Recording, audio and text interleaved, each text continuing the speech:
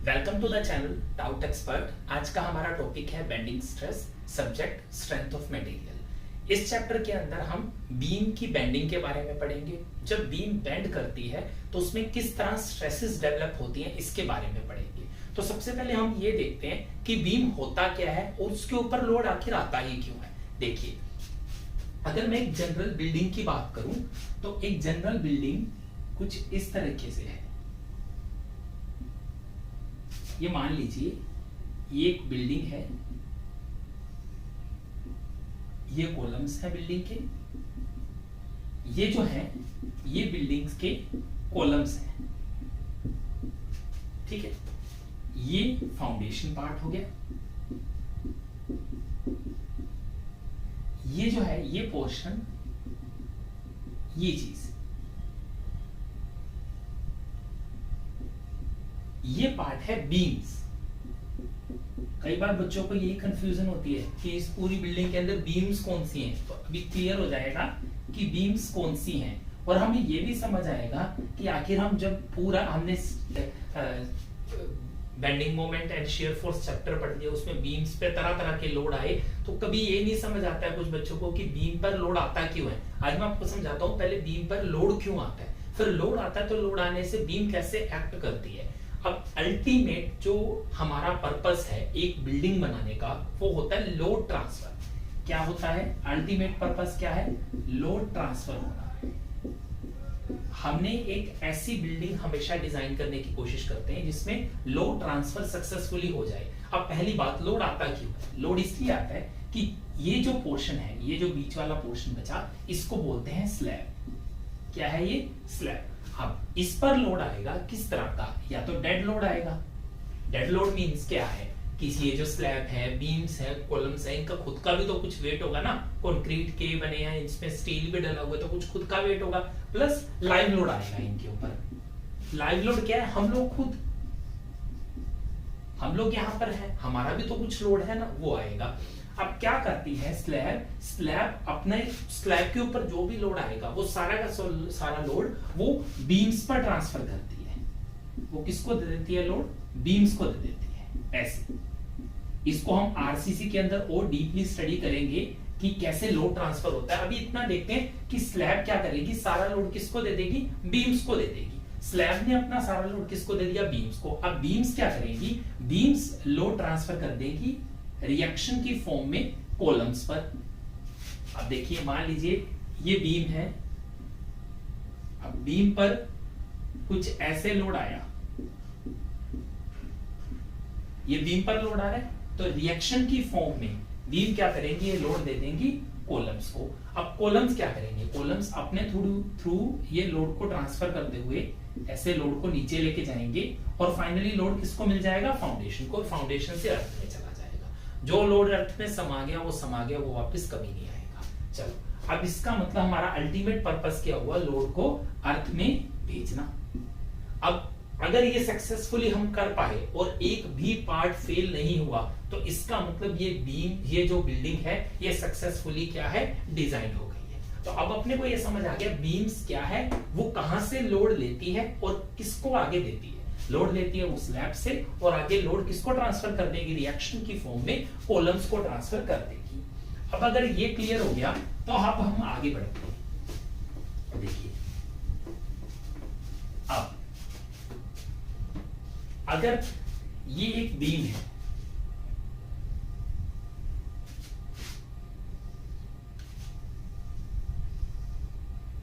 ये एक बीम है जिसके ऊपर हमने एक कपल लगा दिया, इसको बोलते हैं कपल या फिर मोमेंट भी बोलते हैं।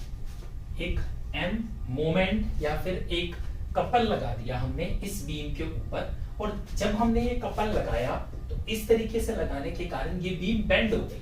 अब ये बीम बेंड कैसे हो गई? कुछ इस फॉर्म में।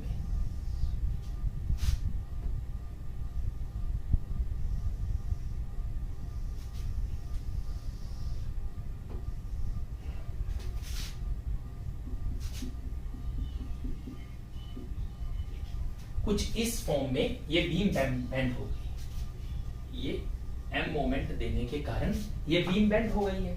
अब बीम बेंड हुई तो क्या मिला हमें, उससे हमें ये समझ आया कि अगर मैं एक छोटा सा पार्ट ले लूं इस बीम में, ये वाला पार्ट, अब ये अनबेंडिंग पोजीशन में है, अभी इसमें बेंडिंग हुई नहीं है, सिर्फ मोमेंट लगाई है, अभी बेंडिंग हुई नहीं है। तो ये पार्ट लिया मैंने ए बी सी डी।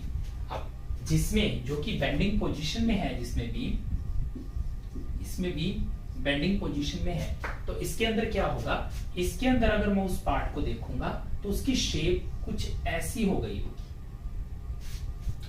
कैसी शेप है, कुछ इस तरह की शेप हो गई है। नाम फिर से वही दिया, उसके नेम्स क्या है, ए बी सी डी। अब ये बीम बेंड हुई एक एक्सिस के अबाउट, ये बीम एक एक्सिस के अबाउट बेंड हुई, उस एक्सिस को बोलते हैं न्यूट्रल एक्सिस। क्या बोलते हैं, न्यूट्रल एक्सिस बोलते हैं। इसका मतलब न्यूट्रल एक्सिस एक ऐसी एक्सिस है जिसके अबाउट बीम क्या करती है, बेंड करती है।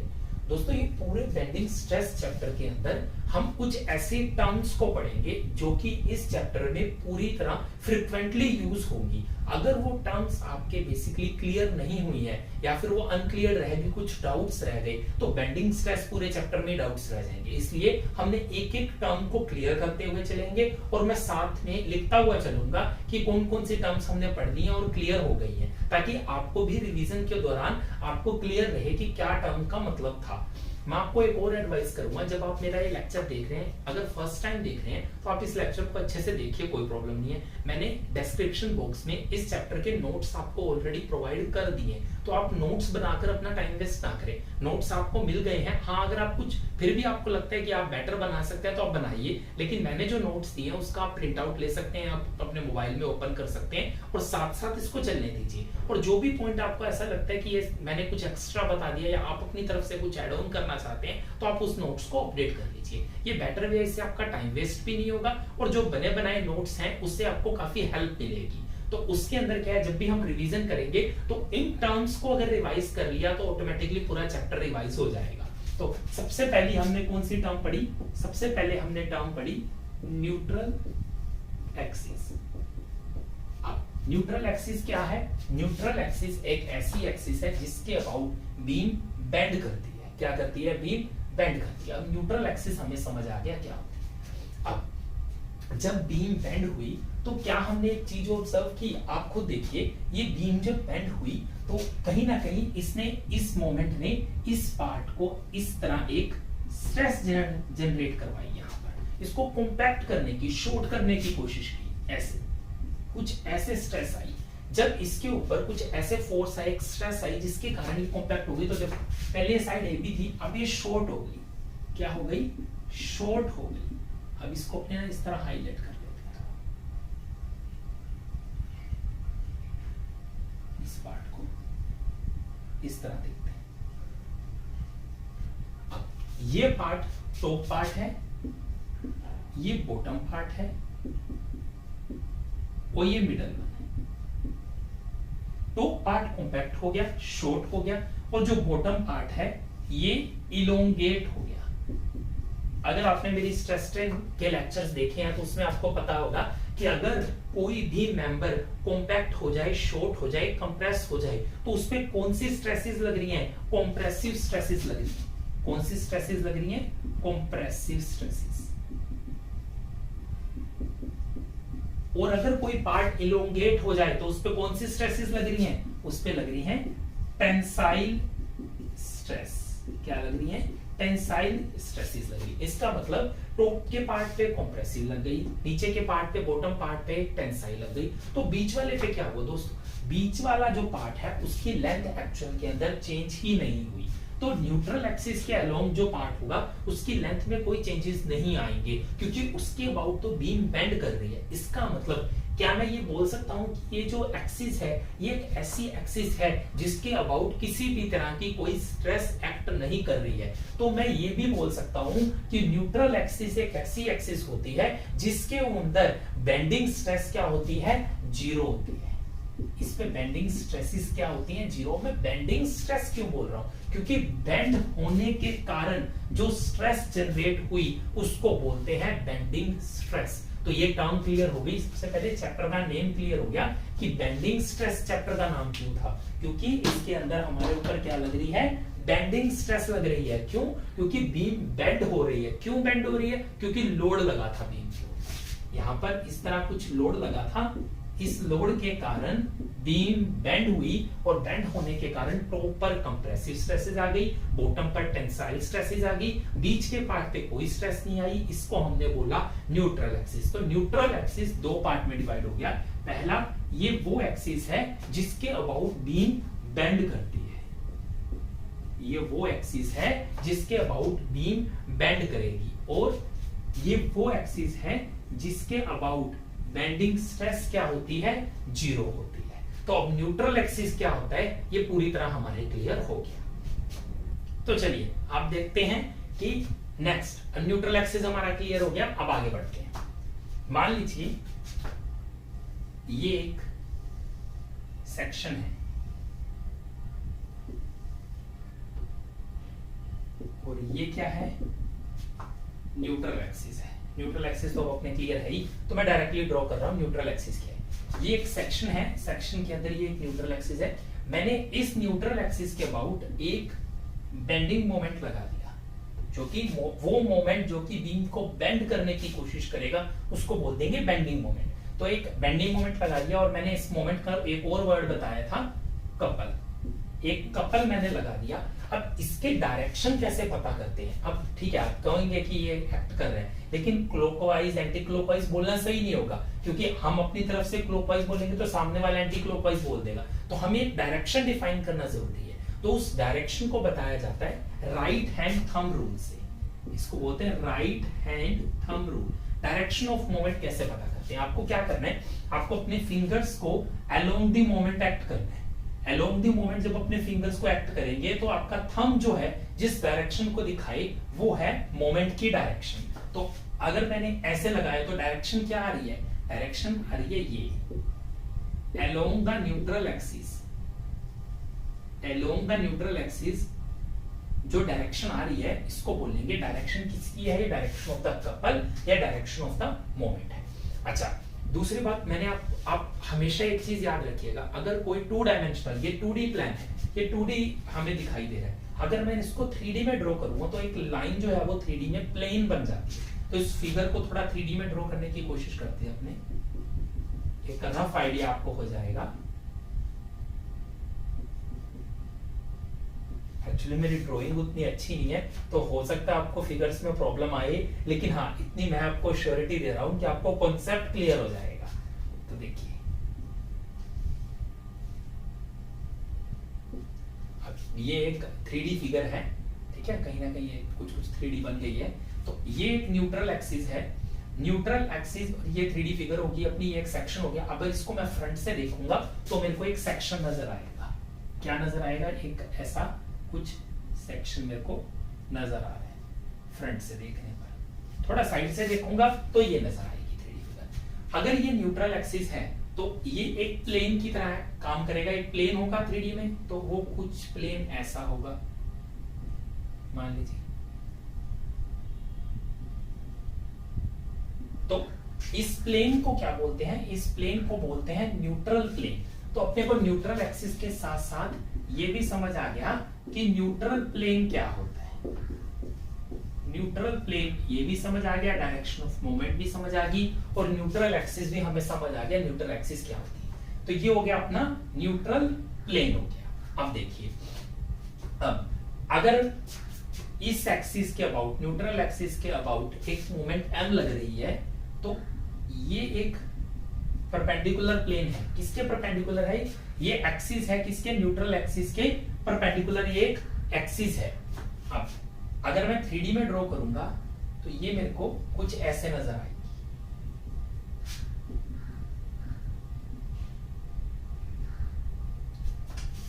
ये प्लेन, ये वाला प्लेन आपको नजर आ रहा है, ये वाला, इस एक्सिस के अलोंग जो मैंने प्लेन ड्रॉ किया, ये एक परपेंडिकुलर प्लेन हो गया। अब ये जो कपल है ये इस प्लेन में एक्ट कर रही है। किस में एक्ट कर रही है? ये इस प्लेन में एक्ट कर रही है। अब मेरे को कैसे पता चला? अब मैं आपको बताता हूं। देखिए, जब भी आपको पता लग जाए कि न्यूट्रल एक्सिस कहाँ है, तो न्यूट्रल एक्सिस के जो परपेंडिकुलर जो एक एक्सिस होगी उसको 3D में देखिए। तो ये एक न्यूट्रल एक्सिस के परपेंडिकुलर ये एक प्लेन हो गया। इस प्लेन को हमेशा क्या बोलते हैं? प्लेन ऑफ बेंडिंग बोलते हैं। क्या बोलते हैं? Plane of bending. क्यों बोलते हैं? क्योंकि न्यूट्रल एक्सिस एक ऐसी एक्सिस है जिसके अबाउट बीम बेंड करेगी। तो जब बीम इस तरह के बीम बेंड करेगी, यू बेंड करेगी, तो किसी तो प्लेन के अबाउट बेंड करेगी, और वो प्लेन कौन सा होगा? Perpendicular to the neutral axis. इसलिए इस प्लेन को क्या बोलते हैं? प्लेन ऑफ बेंडिंग बोलते हैं। अब हमें यह भी समझ आ गया कि प्लेन ऑफ बेंडिंग क्या होता है। ये सब टर्म्स यूज होती हैं बेंडिंग स्ट्रेस के अंदर, इसलिए ध्यान से सीखने की कोशिश करनी है। एक बार में अगर समझ नहीं आए वीडियो देखकर तो 2 बार 3 बार वीडियो को देखना ताकि समझ आए। एकदम रिजिड पॉइंट बता रहा हूं। न्यूट्रल एक्सिस समझ आ गया क्या होता है? न्यूट्रल एक्सिस के परपेंडिकुलर जो प्लेन होता है उसको बोलते हैं प्लेन ऑफ बेंडिंग। एकदम रिजिड, कुछ इसमें कंफ्यूजन ही नहीं है। अब प्लेन ऑफ बेंडिंग, अब हमने क्या किया? हमें बेंडिंग मोमेंट की डायरेक्शन देखना आ गया। अब हमने क्या देखा कि अगर जो कपल एक्ट कर रही थी उसकी डायरेक्शन को हमने चेक किया। अगर कपल की डायरेक्शन जो है वो अलोंग न्यूट्रल एक्सिस आ गई, जरूरी नहीं ऐसा हर बार हो, अगर हमने कपल की डायरेक्शन चेक की वो अलोंग द न्यूट्रल एक्सिस आ गई, तो इसका मतलब जो कपल है वो भी किस प्लेन में एक्ट करेगी? वो इस बेंडिंग प्लेन ऑफ बेंडिंग में एक्ट करेगी, किसी प्लेन में। अब इसको मैं यहां दिखाऊं तो आप ऐसे देखिए, ये कपल यहां एक्ट करेगी। अगर ऐसा हो कि कपल जो है वो प्लेन ऑफ बेंडिंग में ही एक्ट करे, तो इसका मतलब क्या होगा? जो बीम की बेंडिंग होगी वो प्लेन ऑफ बेंडिंग में होगी। अब कंफ्यूजन होगी, सब हवा में हो गया, इसलिए दोबारा सुनते हैं। क्या है? हमने बोला कि प्लेन ऑफ बेंडिंग क्या होता है? न्यूट्रल एक्सिस के परपेंडिकुलर जो प्लेन होता है उसको बोलते हैं प्लेन ऑफ बेंडिंग। अब प्लेन ऑफ बेंडिंग का मतलब ये नहीं है कि वो प्लेन जिसके अबाउट बेंडिंग होगी, ऐसा जरूरी नहीं है। ऐसा जरूरी नहीं है कि हमेशा बेंडिंग प्लेन ऑफ बेंडिंग में ही होती है। ऐसा सिर्फ एक ही केस है जिसमें प्लेन ऑफ बेंडिंग के अलोंग ही बेंडिंग होगी। वो कौन सा केस है? जब moment along the neutral axis act करेगी। अगर मोमेंट न्यूट्रल एक्सिस के अलोंग एक्ट करेगी तो कपल किस प्लेन में एक्ट करेगा? इस न्यूट्रल प्लेन ऑफ बेंडिंग पे। ये जो प्लेन ऑफ बेंडिंग है इसी में ही कपल लगेगी। अगर ऐसा होता है कि जो कपल और plane of bending same plane हो जाएं, तो उस केस में बेंडिंग किस में होगी? बेंडिंग प्लेन ऑफ बेंडिंग के अंदर होगी, अदरवाइज ऐसा नहीं होगा। अब ऐसा कब नहीं होगा ये हम आगे स्टडी करेंगे, लेकिन अभी ये समझ आ गया कि प्लेन ऑफ बेंडिंग क्या होता है। हमें ये समझ आ गया कि प्लेन ऑफ कपल क्या होता है। इसमें क्या समझ आ गया? हमें ये भी समझ आ गया कि प्लेन ऑफ कपल क्या होता है।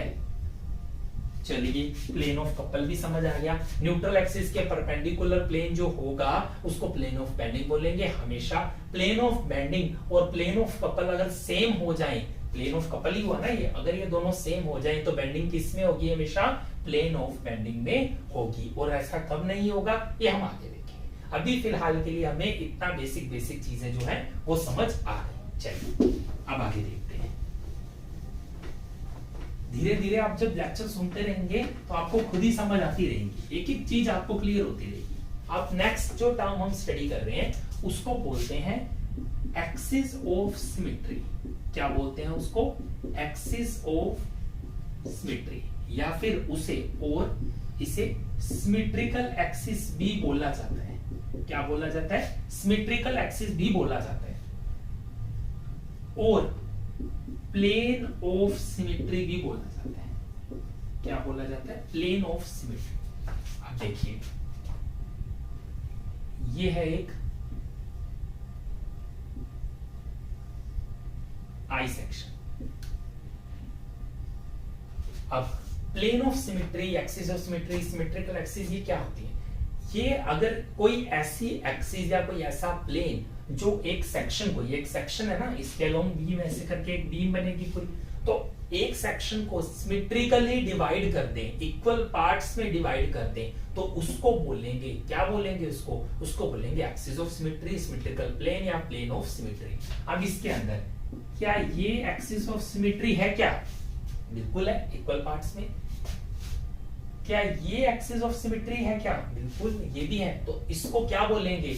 इसको इसलिए बोल देते हैं डबली सिमेट्रिकल सेक्शन। ये कौन सा सेक्शन है? ये एक ऐसा सेक्शन है जो डबली सिमेट्रिक है। अब देखिए, अब ये देखिए, ये एक टी बीम है। क्या ये एक्सिस ऑफ सिमेट्री है क्या? ये एक्सिस ऑफ सिमेट्री नहीं है। क्यों? क्योंकि ऊपर का पार्ट अलग है, नीचे का अलग। लेकिन क्या ये एक्सिस ऑफ सिमेट्री है क्या? बिल्कुल सेम पार्ट है दोनों, इसलिए इसको बोलते हैं सिंगली सिमेट्रिक सेक्शन। ये क्या हो गया? Singly symmetric. ये क्या हो गया? डबली सिमेट्रिक। तो एक एग्जांपल फिर अनसिमेट्रिकल का भी देख लेते हैं। अब ये देखिए,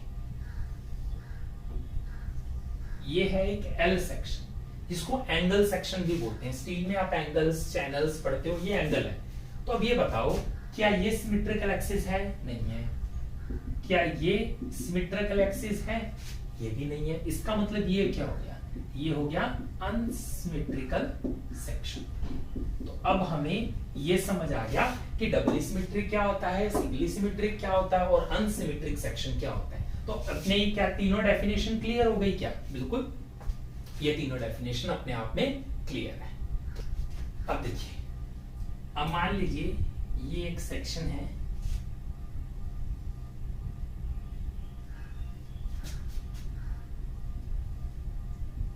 मैं फिर से 3D फिगर ड्रॉ कर रहा हूं ताकि थोड़ा सा क्लियर हो जाए। अब मान लीजिए ये क्या है? जल्दी बताइए, आप खुद बताइए मेरे को, ये क्या है? ये है न्यूट्रल एक्सिस। अब इस न्यूट्रल एक्सिस के परपेंडिकुलर एक प्लेन होगा, उसको क्या बोलेंगे?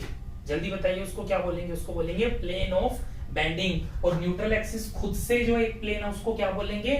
न्यूट्रल प्लेन बोलेंगे। ये दोनों चीजें बिल्कुल क्लियर है। प्लेन ऑफ बेंडिंग, मैंने क्या किया, एक मोमेंट m लगा दी, एक मोमेंट m लगा दी। अब ये मोमेंट एक कपल जो लगी, इसका भी कोई प्लेन होगा तो उसको क्या बोलते हैं? प्लेन ऑफ कपल बोलते हैं। अब अगर ये एक एक्सिस है, मान लीजिए ये क्या है? सिमेट्रिकल एक्सिस है। देखिए ये सिमेट्रिकल एक्सिस है कि नहीं है? ये वाली सिमेट्रिकल नहीं है, लेकिन ये क्या है? सिमेट्रिकल एक्सिस है। अगर ये सिमेट्रिकल एक्सिस है तो एक सिमेट्रिकल प्लेन भी होना चाहिए। फिर तो ये क्या हो गया? सिमेट्रिकल प्लेन हो गया। तो अगर बेंडिंग मोमेंट जो कपल हमने लगाया वो सिमेट्रिकल प्लेन के अंदर लग गया, अगर वो सिमेट्रिकल प्लेन के अंदर लग गया तो उस बेंडिंग को क्या बोलेंगे? सिमेट्रिकल बेंडिंग बोलेंगे। क्या बोलेंगे उसको? सिमेट्रिकल बेंडिंग बोलेंगे। अब यहां पर चीजें काफी सारी कंफ्यूजिंग हो गई है। कैसे? अब न्यूट्रल एक्सिस के परपेंडिकुलर प्लेन को तो प्लेन ऑफ बेंडिंग बोलते थे, वो भी ये भी है, लेकिन इसी को सिमेट्रिकल एक्सिस भी बोल रहे हैं, सिमेट्रिकल प्लेन भी बोल रहे हैं। बिल्कुल इस केस के अंदर क्या हुआ कि ये प्लेन क्या क्या है? ये प्लेन ऑफ बेंडिंग है क्या? बिल्कुल है। क्यों? क्योंकि न्यूट्रल एक्सिस के परपेंडिकुलर है। क्या ये प्लेन ऑफ सिमेट्री है क्या? सिमेट्रिकल प्लेन है क्या? बिल्कुल है, क्योंकि ये एक सेक्शन को इक्वल पार्ट्स में डिवाइड कर रहा है, तो ये प्लेन ऑफ सिमेट्री भी हो गया।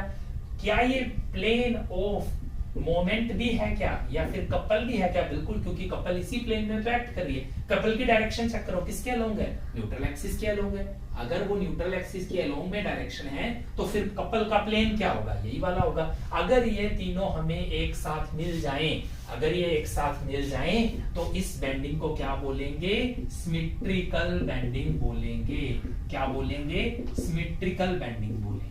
अब हमें सिमेट्रिकल बेंडिंग समझ आ गया, सिमेट्रिकल बेंडिंग क्या होती है। अब कंफ्यूजन ये है, सब बच्चे ये सोच रहे हैं कि हर बार तो सब कुछ एक साथ ही लग रहा है, अलग अलग कैसे लगेगा। अब मैं आपको दिखाता हूं कि अगर जब चीजें अलग अलग लगती हैं तो कैसा होता है। फिगर ड्रॉ करते हैं।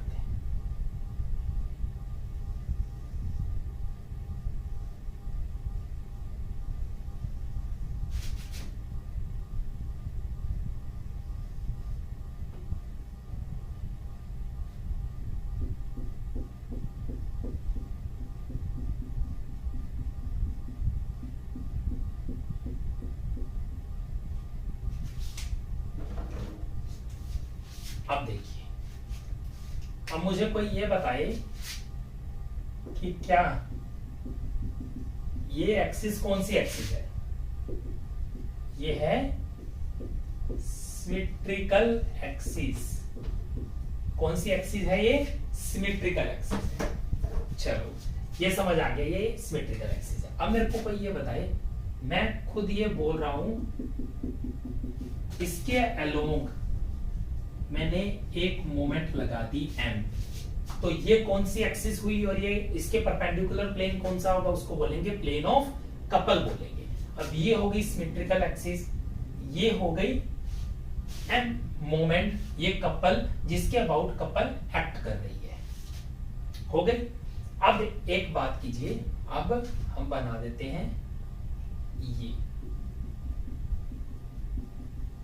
ये वाली एक्सिस, इसको अलग कलर से करो। ये देखिए,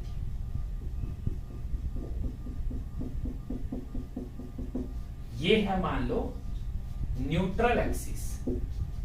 ये क्या है? Neutral axis. अब एक बात बताओ, न्यूट्रल एक्सिस के परपेंडिकुलर प्लेन को क्या बोलते हैं? प्लेन ऑफ बेंडिंग बोलते हैं। और मोमेंट जिस प्लेन में लगते हैं उसको प्लेन ऑफ कपल बोलते हैं। प्लेन ऑफ कपल जो है वो कुछ इससे अलोंग होगा, यहां होगा, और न्यूट्रल एक्सिस का जो प्लेन ऑफ बेंडिंग है वो कुछ इससे अलोंग होगा। तो क्या दोनों सेम है? क्या सेम नहीं है। सिमेट्रिकल एक्सिस कहां है? ये घूम रही है सिमेट्रिकल एक्सिस, तो सिमेट्रिकल एक्सिस ये रही। अब इसका मतलब अब आपको समझ आया कि इस तरह की बेंडिंग को क्या बोलेंगे? इस तरह की बेंडिंग को बोलेंगे अनसिमेट्रिकल बेंडिंग। यहां पर क्या बेंडिंग सिमेट्रिकल हुई? बिल्कुल भी नहीं हुई। इसलिए इसको, ये कौन सा केस हुआ? ये केस हो गया अनसिमेट्रिकल बेंडिंग। अब अनसिमेट्रिकल बेंडिंग जो है वो दो तरीके से होती है। अब हमें ये समझ आ गया अनसिमेट्रिकल बेंडिंग है क्या। एक एग्जांपल हल्का सा हमने देख भी लिया। अब ये दो तरीके से हो रही है। पहला केस, अनसिमेट्रिकल बेंडिंग तब होगी अगर प्लेन ऑफ सिमेट्री है ही नहीं।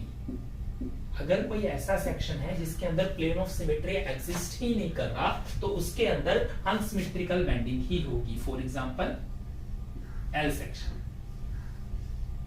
इसके अंदर प्लेन ऑफ सिमेट्री होता ही नहीं है। अगर मैं इसके लॉन्ग मोमेंट लगा भी दूंगा और ये न्यूट्रल एक्सिस अगर ये हो भी जाएगी, स्टिल एक्सिस ऑफ सिमेट्री ना होने के कारण इसकी बेंडिंग हमेशा क्या होगी? अनसिमेट्रिकल बेंडिंग होगी। सेकंड केस क्या है कि प्लेन ऑफ सिमेट्री है नहीं था। इस केस में प्लेन ऑफ सिमेट्री तो था, प्लेन ऑफ सिमेट्री तो है, लेकिन जो कपल है वो प्लेन ऑफ सिमेट्री में नहीं लग रही। वो कहां नहीं लग रही? कपल प्लेन ऑफ सिमेट्री में नहीं एक्ट की। ये कपल यहां लग रही थी ना इस डायरेक्शन में, क्या ये प्लेन ऑफ सिमेट्री के अंदर लगी? नहीं लगी। लेकिन अगर ये plane of symmetry, axis of symmetry है और इसके अलोंग मैंने मोमेंट लगा दी, इसके अलोंग मोमेंट ऐसे लगा दी, तो इन दैट केस जो बेंडिंग होगी वो क्या होगी? सिमेट्रिकल बेंडिंग होगी। तो सिमेट्रिकल बेंडिंग क्या होता है और अनसिमेट्रिकल बेंडिंग क्या होता है, ये मैं उम्मीद कर रहा हूं कि आपको सबको समझ आ गया।